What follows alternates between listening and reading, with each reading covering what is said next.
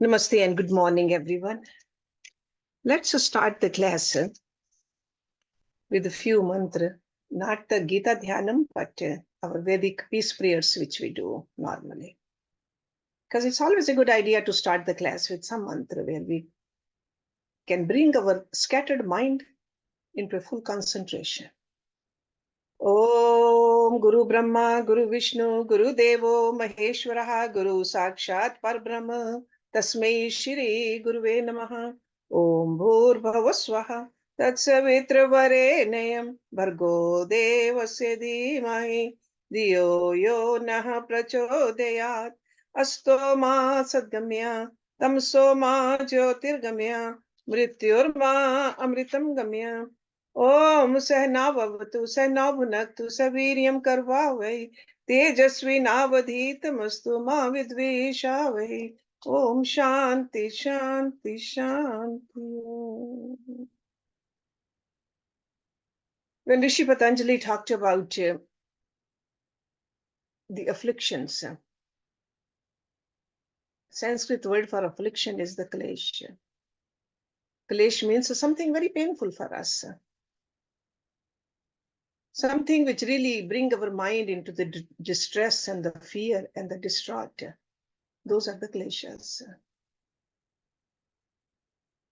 And he said one of those klesha, even the very learned people, they are afflicted by too. And the Sanskrit name for that klesha is abhinivesh. Abhinivesh. He mentioned that in the verse number 9 in the second chapter of Yoga Sutras. It goes something like this, that swarswahi vidosho api tatha rudo abhiniveshaha. So that means, see, vidush means a learned person.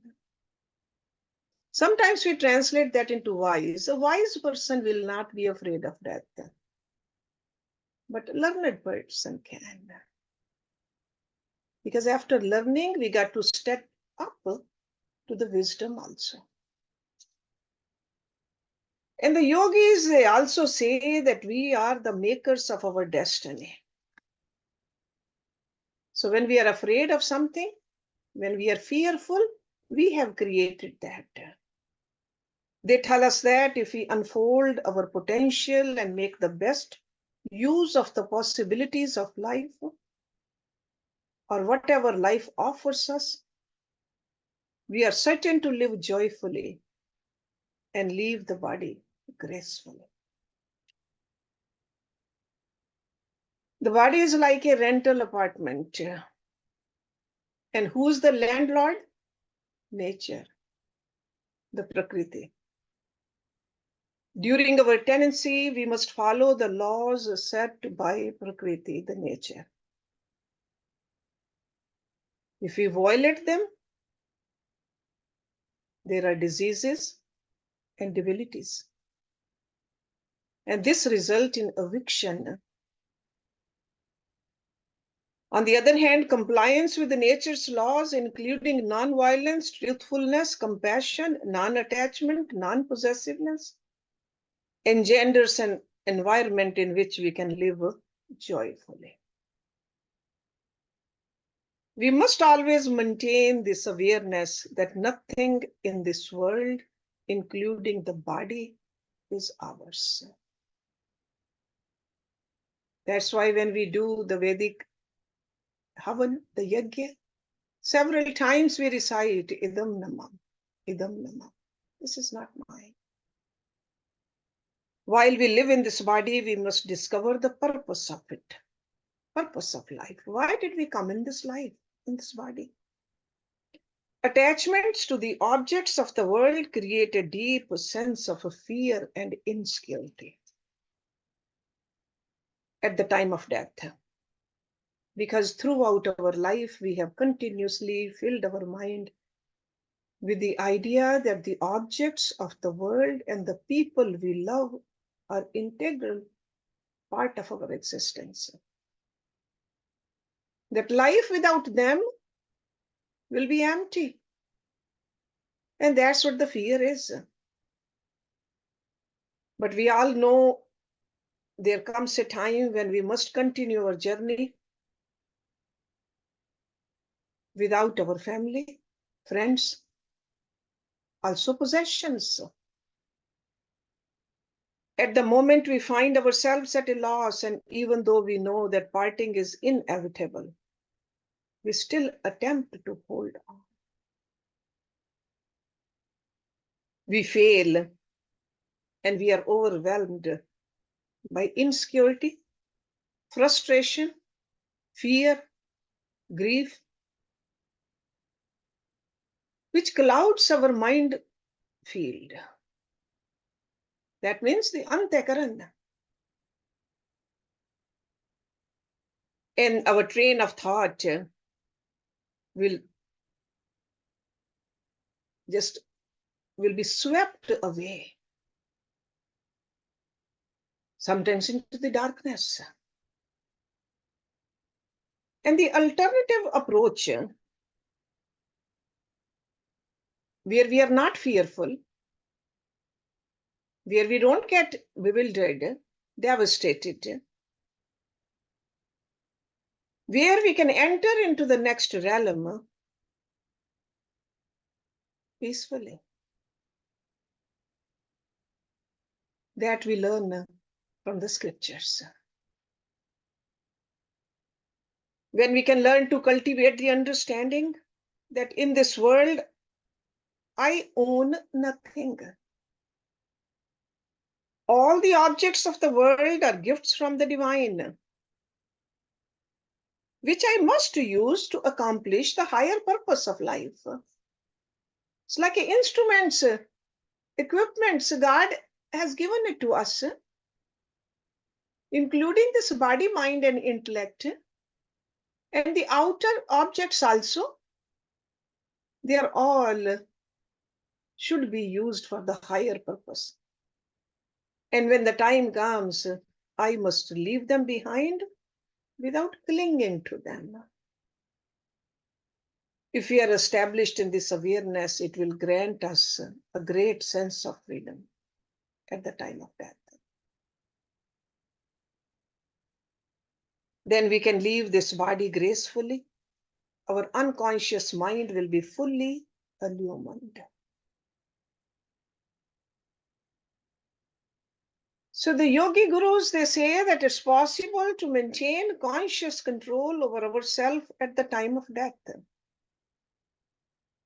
But only if we have practiced maintaining awareness of the divinity throughout our life. So that means the practice of this needs to be done right now. Because at the time of death, there is usually so much pulling and pushing going on in different levels of our being. There's no time to think of a philosophy. Only if the conviction that nothing in this world is ours is a part of our normal awareness, only then it is possible for us to effortlessly, peacefully drop all our desires and attachments, hand over the keys of our breath to nature, and walk out of this body before Maya throws the blanket of confusion over us. The scriptures, and we are these days looking at what kind of a wisdom we are getting from Lord Krishna's words from Bhagavad-Gita. But other scriptures also, they remind us that we gain firm ground in awareness through prolonged, uninterrupted meditative practices. And these practices we must do with full love and faith. Again and again, Lord Krishna is mentioning that in Bhagavad Gita for us. So today we are going to go through 5 verses from chapter number 2, which deal with the death part, the philosophical part of death. You can open your books, chapter 2, Sankhya Yoga. We are going to look at verse number 13, 20, 22, 25, and 27. So all these verses are from this chapter number 2. So now I would request Karuna to recite these mantras, and then we'll look at the details in English. What does it really mean? Can we really practice it? Do we really believe in it? Because as I said earlier, it has to be practiced moment by moment, not at the time of death. Okay, Karuna? Yes. देहिनोऽस्मिन् यथा देहे कौमारे यौवने जरा तथा देहान्तरप्राप्तिर्धीरस्तत्र न मुह्यति न जायते म्रियते वा कदाचिन् नायं भूत्वा भविता वा न भूया अजो नित्यः शाश्वतोऽयं पुराणो न हन्यते हन्यमाने शरीरे वासांसि जीर्णानि यथा विहाय नवानि गृह्णाति नरोपराणि तथा शरीराणि विहाय जीर्णान्यन्यानि संयाति नवानि देहि अव्यक्तोऽयमचिन्त्योऽयमविकार्योऽयमुच्यते तस्मादेवं विदित्वैनन्नानुशोचितुमर्हसि जातस्य हि ध्रुवो मृत्युर्ध्रुवै जन्ममृतस्य च तस्मादपरिहार्येऽर्थे न त्वं शोचितुमर्हसि. Let's look at the meanings of these 5 verses. So in the verse number 13, just as in this body, the soul passes into childhood, youth, and old age, so also does he pass into another body. The firm person, learned person, the wise person, does not grieve at all. And the Sanskrit term for that is dhiraha. Dhiraha tatra namuhyate. In the Vedic tradition, whenever divine knowledge is imparted, it usually begins with the knowledge of the self. So Lord Krishna follows with immaculate logic here. He is establishing the principle of transmigration of the soul from lifetime to lifetime.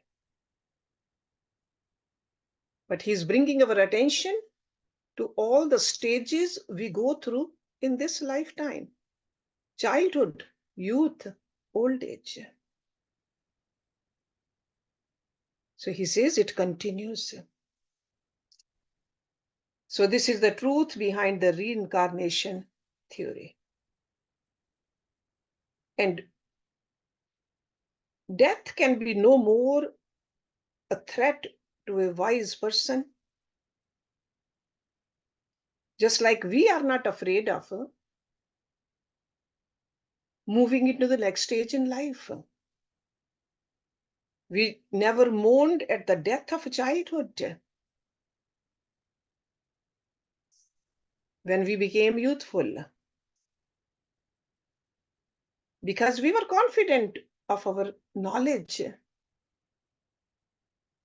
that we are here. There's a continuity of existence. So Lord Krishna says that at the moment of death, there is no extinction of the individual. Tatha dehantra praptir. Dehantra. After this body, there will be continuity again. The wise person knows that. That's a wise person. So when you know this, you are definitely not afraid of this physical death. Then second verse was verse number 20. The eternal nature of the soul has been established in this verse. This concept has been repeatedly emphasized in our Vedas. And Lord Krishna is telling us we need to elevate ourselves to that level. That's why we study these scriptures. Na jayate mriyate va kadachit. He is not born. Who is he? The Atma, the soul. He is not born, nor does he ever die. After having been, he again ceases not to be. Unborn, eternal, changeless, and ancient. He is not killed when the body is killed. So this verse itself, that there is no mutability in the Atma. Even when we see the changes in our body. This is a reproduction of the words of Yamraj from Kathopanishad, actually. If you have studied Kathopanishad, the similar verse is there too. So unlike the physical body, the self is not born. So when a baby is born, that doesn't mean that the Atma is born. It being the eternal factor that exists all the times. Just like when we look at the ocean, the waves are born, and when they merge back into the ocean, we think they have died. Ocean is not born with the waves, nor does it die away when the waves disappear. So Atma is not something that has come to be born due to or because of the body. This is what he's telling us in this verse. There is a term shashwat in this verse. Aja nityaha shashwata ayam purana. So when he says shashwat, by all other modifications, such as existence, growth, decay, disease, are denied in the self.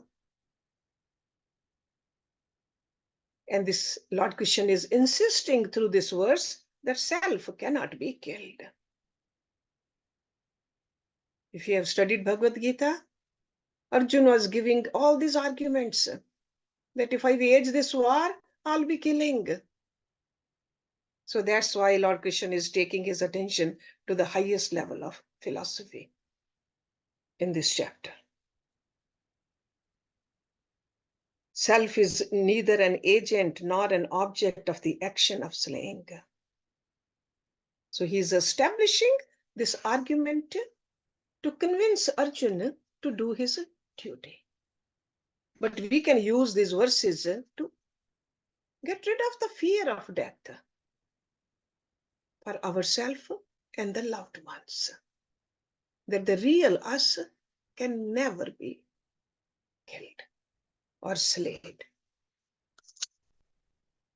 Now, he's giving a beautiful example, which we are all familiar with. Every day we change clothes. So he says, changing this body, for the Atma, it's like changing clothes. So he's continuing to explain the nature of the soul. So he's reiterating the concepts of a rebirth, comparing it to everyday activity.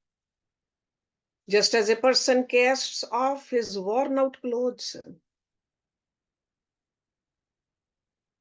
and puts on new ones, so also the embodied self casts off its worn out bodies and enters into the new one.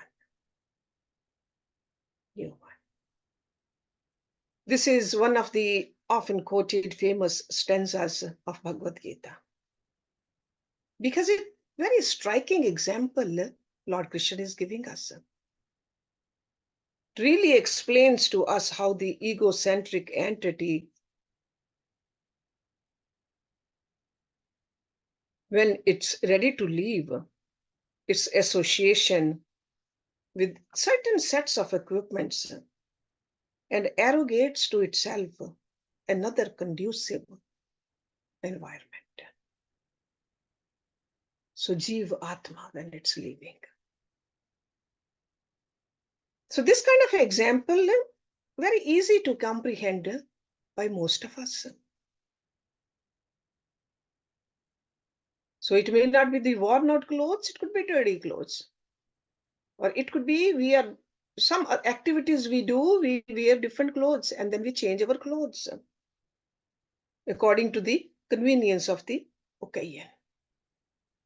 So that's why this ego center discards one physical form and goes into another form according to the use. So the worn out condition of a body is to be decided neither by its age nor by its biological condition, nor can anybody other than its wearer decides it. Because sometimes we think that it has to be certain age, 100 or beyond 100. No, it's not like that. But main thing we got to see, this verse is emphasizing the doctrine of reincarnation. Evolution and change are all for the mind and intellect, not for the self, the soul. The soul is perfect, changeless, needs no evolution in itself. So it's not the upliftment of the Atma we are doing it. Atma is always perfect. So this is one thing we got to always remember. Sometimes in our common language, we say that for the Atma we are doing it. Okay. Sometimes we even think that yogasana we do it for the Atma. No. It's always for the mind and the body and the intellect or the ego. Let's look at verse number 25 also. The self is said to be unmanifested, unthinkable, and unchangeable. Therefore, knowing this to be such, you should not grieve. Because topic we are discussing today is about the grief. When somebody dies, we are grieving. But even over there, the grieving period, according to the different cultures, they have given certain days or certain months. But a wise person does not grieve at all, because wise person remembers. Doesn't even need that many days. But if we are still little ignorant, we might need little bit more time to grieve. But these are the verses we should remember. That self is unmanifested, unthinkable, unchangeable. And this philosophy we should not talk about to the person who's grieving. This is something we need to practice. Think about it. And that's why I said we got to meditate upon it too. Meditate. So this eternal or pervading self is certainly unmanifest, avyakt. And what is unmanifest? Unmanifest means we cannot perceive it with our senses. Eyes cannot see it. Hands cannot touch it. There's no voice coming from it for the ears to hear it. All these instruments don't work for that Atma. Unthinkable. We cannot think about it. Thinking we do, and thinking can take us to a certain level. Beyond that, we got to transcend the thinking also. Then he says it's unchangeable. Having known this truth in its essential nature, you will not grieve. Having known it though, and that knowing comes when we meditate. This knowing is not just a theoretical knowing. So grieving won't be there. So earlier we have gone through all these terms in detail also. So unmanifest, unthinkable, unchangeable. Therefore, understanding all this, he is advising us to end your grief. End your grief. Then in the 5th verse, he says that certain is death for the born, and certain is birth for the dead. So the body was born, mind was born. So anything which is born will definitely die. Atma was never born. That's why Atma never dies. So certain is death for the born, and the certain is birth for the death. Therefore, ever this inevitable truth, when you know this, you should not grieve. This is the truth.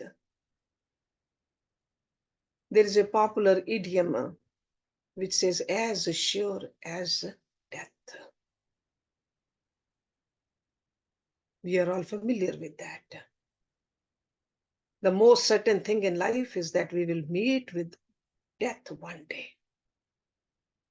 But how we meet the death? Fearfully or calmly or peacefully? It's up to us. So that which is born must die, and after death, things are born again. So Lord Krishna is continuing to view the whole situation from the materialistic angle over here. Life, in its very nature, is a stream of births and deaths. So if we have part of this stream, so it's unavoidable and inevitable arrangements.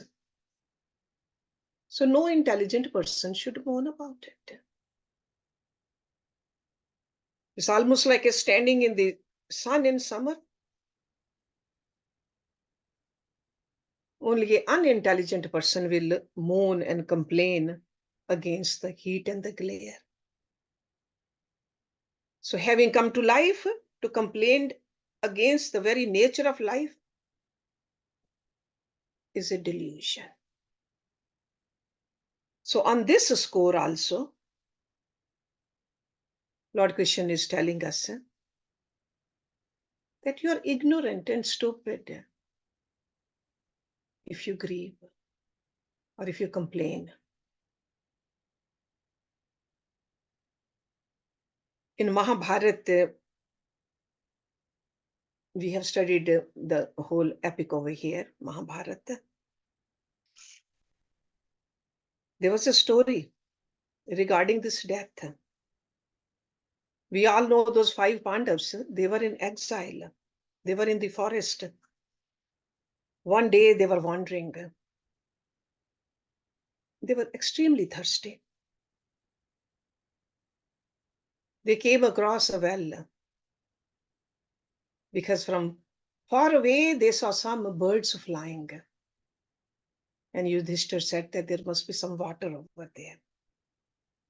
Yudhishthir asked Bhim to get water for all of them. Bhim reached the well. A yaksha, powerful spirit, began speaking from inside. He could not see the yaksh, but he could hear it. And he said, I will let you take water if you answer my questions. Being so arrogant about his strength, he ignored that warning. He just took the water and took a sip. And before it touched the lips, he fainted.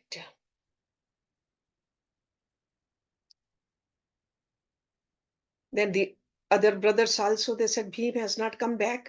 Let's go check out. Then the other 3 also went there. And they did the same thing. Finally, it was Yudhishthir alone. He said, let me see what is happening to my brothers. He went to the well. Same thing happened. The Yaksh said, answer my questions. And Yaksh was actually his own father, Yamraj. He asked 60 questions. And Yudhishthir very peacefully, calmly, even though he was thirsty and he was worried about his brothers, but he answered them correctly. One of the question was, Kim Ashcharyam? Kim Ashcharyam? What is the most surprising thing in this world? And Yudhishthir's answer was, at every moment people are dying. Every moment. Those who are alive do not think that one day they will have to die. This is the truth. We have come here temporarily. But there is definitely a purpose that we have come here. We should not forget the purpose.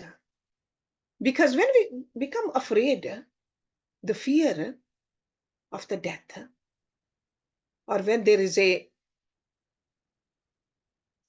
constantly we are just worried, we just go into that kind of a state of mind when we cannot think clearly, then we are not uplifting ourselves. We are just wasting another beautiful human life where we have the opportunity to reach the goal of life. So these were the 5 verses. I would like you to look at them again, because very clearly Lord Krishna is giving us the message with the help of the examples also. Keep your mind fear-free, agitation-free, calm, peaceful. So this is what we need to practice. So now I would like to request Urmil also. So with her wisdom, we will learn more about this death of a loved one. हर्ष जी आपकी wisdom के सामने तो हम कुछ ज्यादा नहीं बोल सकते. No, Urmil, no, you are well read, and please, yeah, thank you. Everybody will love it. So when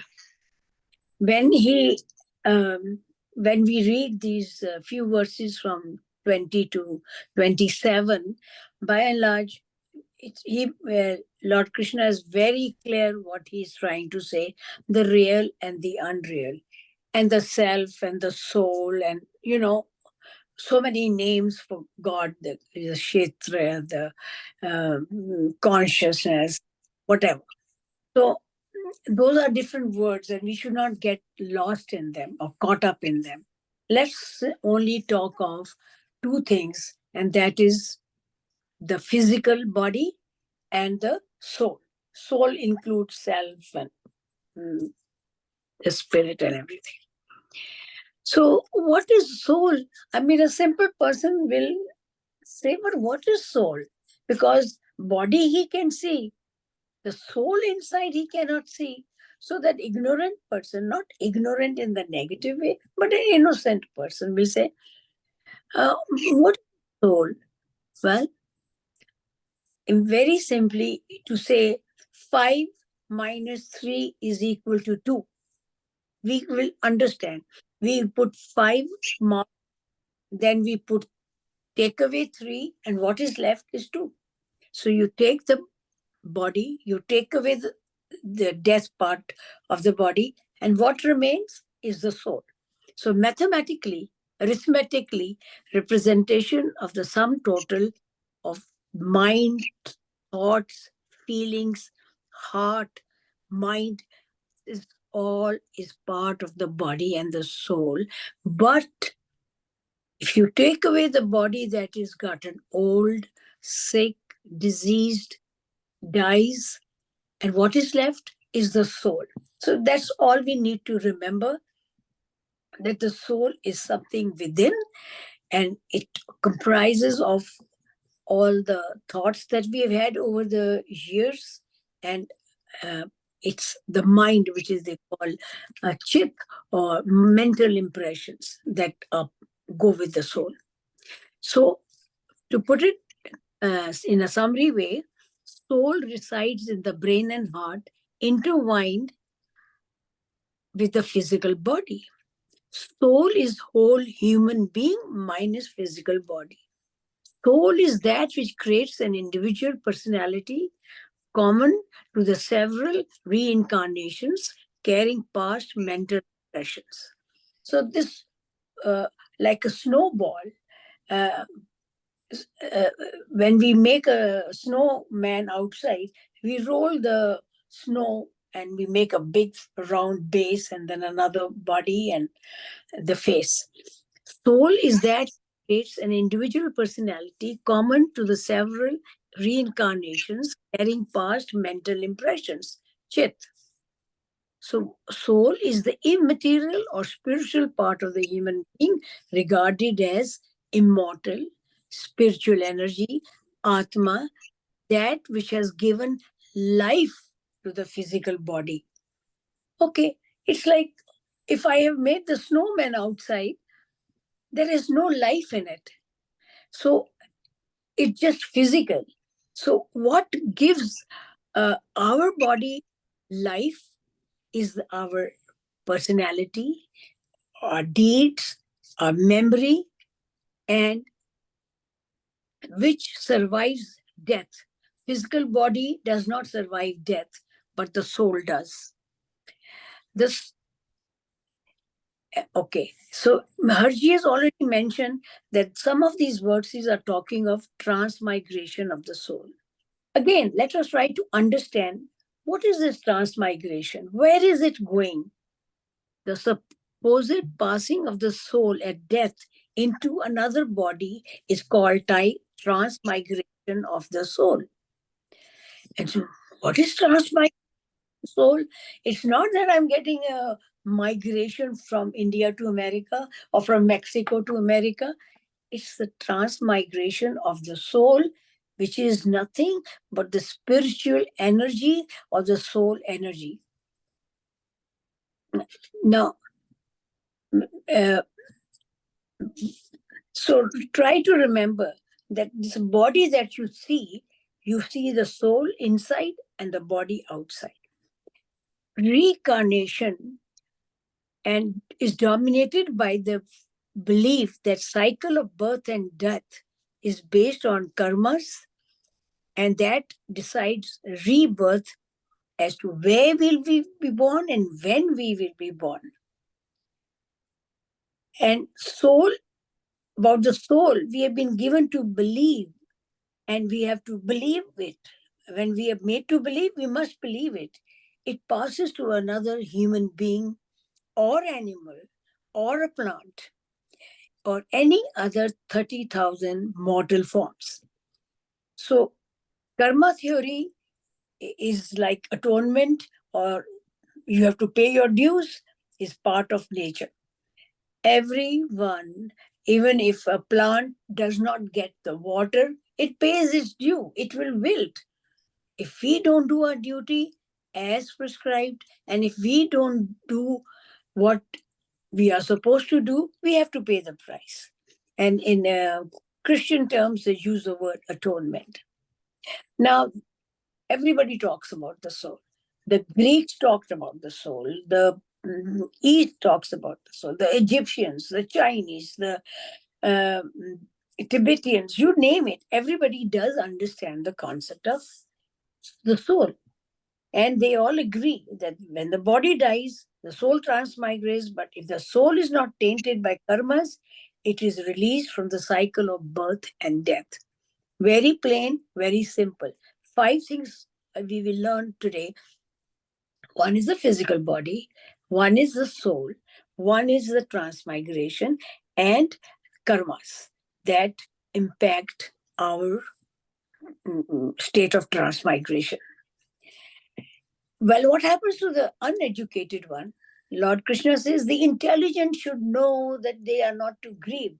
Now, what about the societies that are not educated, like in Africa or villages or underdeveloped countries where there's illiteracy? They've not read Bhagavad Gita and chapter 2 and verse 3, but they have learned one thing, that they have to do their duty to their parents, they have to do their duty to the community, they have to be righteous, and God is all they understand, without the analysis that the rebirth will happen unless there is salvation. So these are the simple ways in which an illiterate person will try to understand. Now, we said, and this is what you will tell to a less educated, less analytical person, that afterlife, what is death? Death, and then there is afterlife. Body is reborn or migrates to another body. Okay. Soul is carried by Lord of Death. This is what they assume, that the soul, how does it go in the other body? Is it transported in the ambulance? Is it transported in a Uber? Where? Well, they say the soul is carried by Lord of Death, which is Yamdut, to the Supreme God, which is the big soul, for identification. If it has done good things, it will go in this body. If it has done lots of bad karams, it will go in that kind of body. And if it has been sattvic and so good, it will not come back in the form of a body for birth and death. From here, they generated this concept or the notion of salvation, moksha, nirvana, liberation, self-realization, the ultimate release and escape from the cycle of birth and death, or reborn or redying, is that you go to Swarg. Now, this much we have understood. Now, it says, when I die, where do I go for sometimes? Like they say, you mourn for 13 days, you grieve temporarily, eventually you will merge with the big soul. Now, 6 levels of existence within the samsara, they call it. And there are levels of heaven. So they call it 7 days after death. You go to the devas, you go to the asuras, you become human, you become animal, you become ghost, and you can be going to nark. All these are little extra things you need to pay attention to. So now we say grieve. Now, why? What is grief? One thing is to cry, one thing is to be sad, one thing is to be depressed, and one thing is to be devastated. Now, when we cry, when someone dies, what are we doing? We are missing them. We miss having them in our lives. Nothing wrong to grieve and to feel sad. Mourning the loss of a loved one is natural.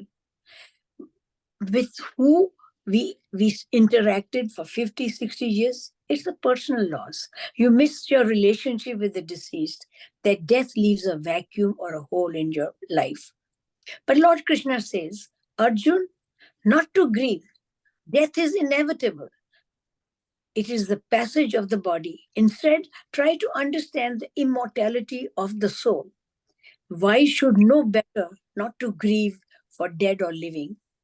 Also feel good for the deceased that he is in peace and he is in God's abode. However, Lord Krishna says, when he says, grieve not, what is he trying to tell us? That all that dies is the physical body, the soul is eternal, but soul is not keeping you company in any relationship or whatever. So understand, and now he goes further because he assumes that we are a little more educated and smarter now. Soul is the unmanifest, unthinkable, unchangeable, and therefore do not grieve. Now, and he also reminds you of the sattvic nature in order to transcend to the higher heavenly planes. Being Rajasic is where you may not be able to break the cycle of birth and death, and Tamasic when you're reborn in the wombs of irrational and ignorance, and he descends to hell or lower planes. So this is all the few things that we need to be very clear about, and the rest, as we get more intelligent and we read more, we can go into the deeper meaning of grieve not, and the body and the soul, and it does not die and it just changes clothes. That becomes very philosophical, but we have to know the terminology very clearly, and that's my take on that. Thank you. Thank you very much, Urmil. Let's do the Shanti part. Now I have to read the concluding small Sorry. poem of an ordinary person, the sentiments of a dying householder. If somebody knows they are dying, they are sick, they know that in 10 days or 5 days or 3 days they are dwindling away, and the sentiments they express to their spouse.